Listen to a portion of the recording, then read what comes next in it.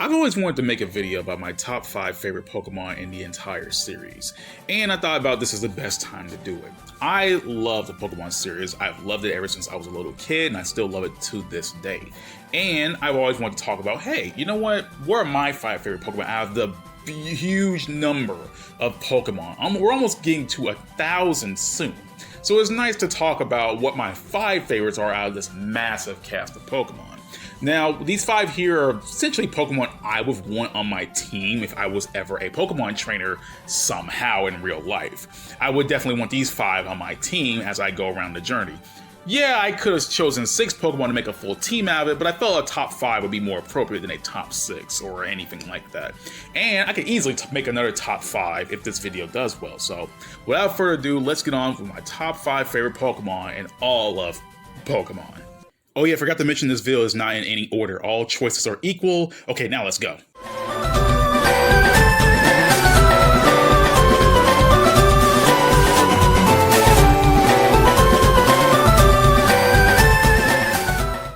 Now, Heracross. Heracross has been a favorite of mine ever since the early days of Pokemon Gold and Silver. Now, in those games, Heracross can only be obtained by using Headbutt on select trees throughout the region. Probably the earliest one being Azalea Town, since you get Headbutt in Elix Forest, which means you just come back through Azalea Town and use Headbutt on one of the trees there. Now, Heracross is really, really hard to find, and you really gotta get lucky to not only find it through a very low spawn rate at that, on select Headbutt trees, but also catch it as well. And once you do get a Heracross, it is a powerhouse with a very good moveset and an amazing typing of Bug and Fighting. Now, the sad thing about Heracross is that it isn't more available in more games outside of post-games catches in certain games, or in silly honey tree mechanics like it is in Sinnoh. Even so, I like this little guy, and Heracross has remained my favorite bug-type Pokemon, even among the other ones I like Scizor and Volcarona. Something about Heracross's design always attracted me towards it. It just looks really, like a really well-designed Pokemon. I'm not a big fan, really, of Mega Heracross, despite it leaning more into the whole stag beetle concept that, Heracross is made from. I'm just not a fan of that design, really. It looks a little bit too bulky and round-ish. It looks more like a toy. It looks more like a Heracross that's been blown up to look like a toy, if anything, if that makes sense. But I dig Heracross, and it always will be one of my favorite, not only bug-type Pokemon, but also one of my favorite fighting-type Pokemon.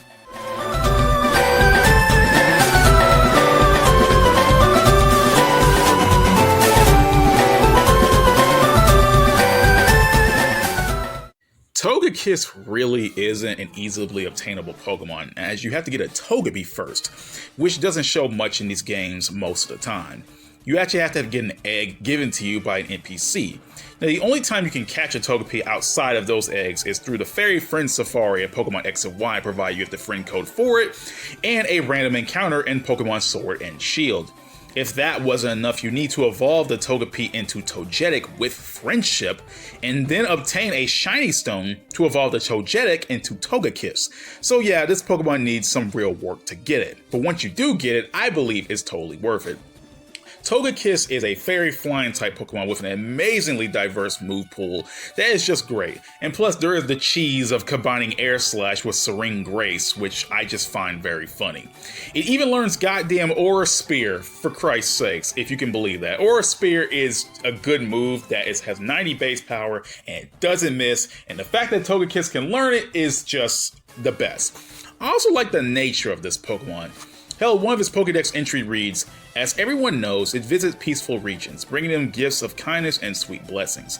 And there's even another entry outside of that says it'll avoid places outright if there is turmoil, and as such, Togekiss have rarely been seen these days. Which is sad but understandable. Togekiss will only show up when happy times are happy, and when sad times are sad, Togekiss is not really going to show around, and that's kind of sad, because Togekiss just wants to be around the happiness. But all in all, I love this Pokemon, and I will try to get it whenever I can, and it doesn't matter how much work it takes me to fit it on my team, I will do the best I can to make it fit.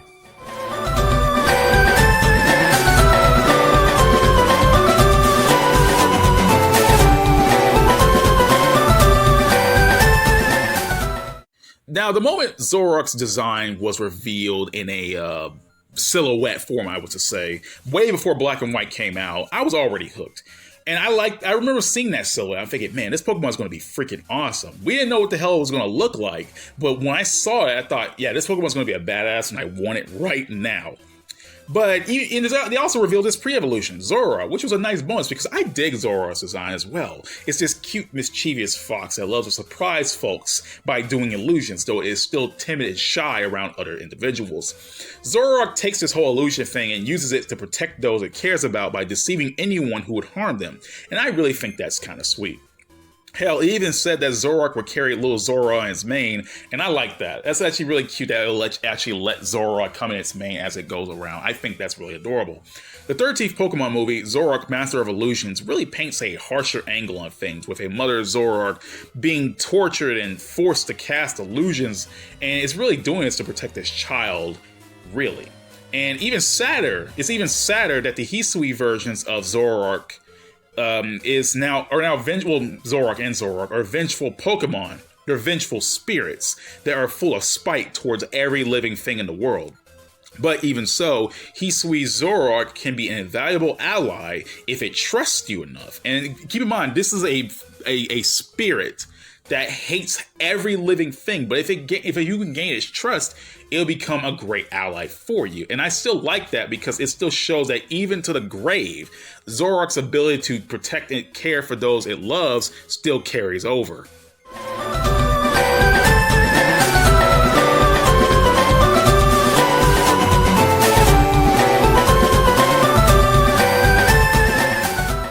The Cyndaquil line was always an evolutionary line I adored, all the way back from when I was a quote-unquote wee lad. I utterly fell in love with Cyndaquil, and while Quilava isn't exactly my favorite of the favorites, I think Typhlosion is just one of the best designs for me personally. The slender look, the flames off its back, which has been omitted in later generations, and even its cry make me love this Pokemon. Its moveset isn't exactly the best, as it doesn't learn too many decent moves in regards of its learned moves and TMs as well, but I think it does what it does well. Because I like the idea of Typhlosion being this badger that can erupt fire from its back. I don't know, its design is very simple. Like, the Typhlosion is probably one of the most simplistic designs in regards of a full evolutionary Pokemon, but I personally think it's really well made. Simplicity works really well in Typhlosion's case. Now, I know a lot of people don't think much of Typhlosion, especially in the comparisons Pokemon like Charizard, Blaziken, Infernape, and Cinderace, but I think that Typhlosion will always remain my favorite fire type and my favorite final evolutionary starter in general.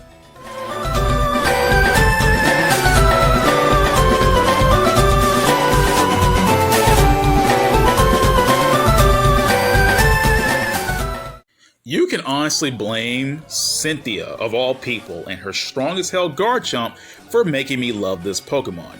Hell, she most likely used Garchomp to sweep teams in many of folks' Sinnoh journeys, because I know damn well she has ruined teams of mine with just her Garchomp. And just looking at Garchomp alone, you cannot tell me that a goddamn badass land shark dragon isn't the coolest thing you've ever seen. This is like something I would have created when I was like 5 years old, but seeing it come to life and it looks really good. Like, you know, I think, man, what if I just create a shark on the land with legs and sharp arms and just like, and make it a dragon too? Yeah, I'd probably go insane for thinking something like that. But like the Pokemon company did it, the designers did it, and they made Garchomp, and I think it's one of the coolest Pokemon in existence. Along with its amazing moves and design, Garchomp is just a damn good Pokemon with a great typing and just overall great stats. Hell, they made it a goddamn pseudo-legendary. Cannot tell me this Pokemon wasn't meant to be special. Now, I'm not a fan of Mega Garchomp. I am not a fan at all. It kind of ruins the design for me. It has a little bit too much to it. It makes his face look weird with the jawline now, so I'm not really a big fan of Mega Garchomp at all. But base Garchomp, damn good Pokemon, and I will get it every time I can. I'm not really much of a fan of Gabite, but I still like this design, and Gible is just a cool Pokemon in general. Again, land sharks, awesome as shit. So yeah, I love Garchomp, and it's one of my favorite Pokemon. But yeah, everyone, that marks the end of my video.